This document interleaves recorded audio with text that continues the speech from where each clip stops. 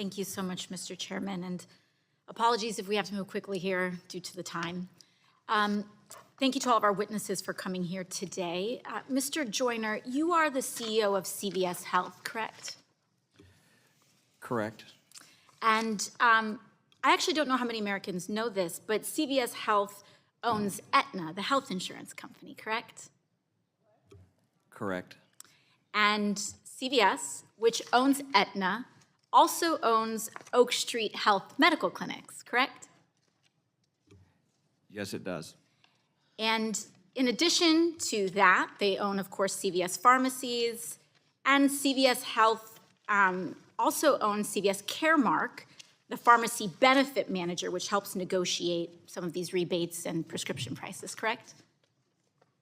That's correct. And CVS Caremark processes nearly 30% of all prescriptions in a given year.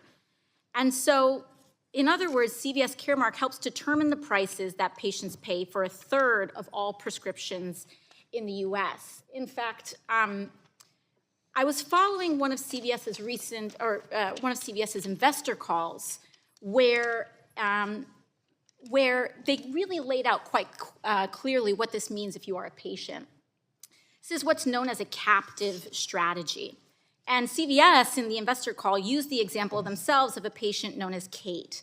Kate has an Aetna health insurance plan right here, and which is owned by CVS Health. She then goes to a CVS pharmacy. She's connected to an Oak Street Health medical clinic. She sees a doctor at Oak Street Health who prescribes her medication. And then she goes to fill that prescription at a CVS pharmacy. So the price Kate pays for that medication is dictated by Aetna, CVS Caremark, and they also own the drug manufacturer Cordavis. Mr. Joyner, this is quite a bit of market concentration. Wouldn't you agree? No, I wouldn't agree that it's market concentration. I would suggest it's a model that works really well for the consumer. Yeah, I think it works very well for CVS. I think, in fact, you all said on the call that you all call it a fully engaged member. It's great marketing there. Fully engaged member unlocks sizable value for payers and CVS Health. So the health insurance gets a cut, the pharmacy benefit manager gets a cut, the drug manufacturer gets a cut, and the patient gets screwed. I think the Federal Trade Commission has also found that healthcare conglomerates like CVS Health charge more for medications filled at their pharmacies. We're talking about 1,000% markups on medications for cancer and HIV. And, I think this is actually an interesting point of common ground that I may have with some of our Republican colleagues here in this hearing. Because whether you're a blue-blooded capitalist or a card-carrying democratic socialist, I think corporate monopolies are a problem. And this vertical integration is destroying people's ability to access care. I don't think we're seeing this across the board. And if they can self-deal, I saw something that was interesting from the opening statement of Mr. Hemsley from United Health talking about how much United spends, 85% on care, Mr. Hemsley?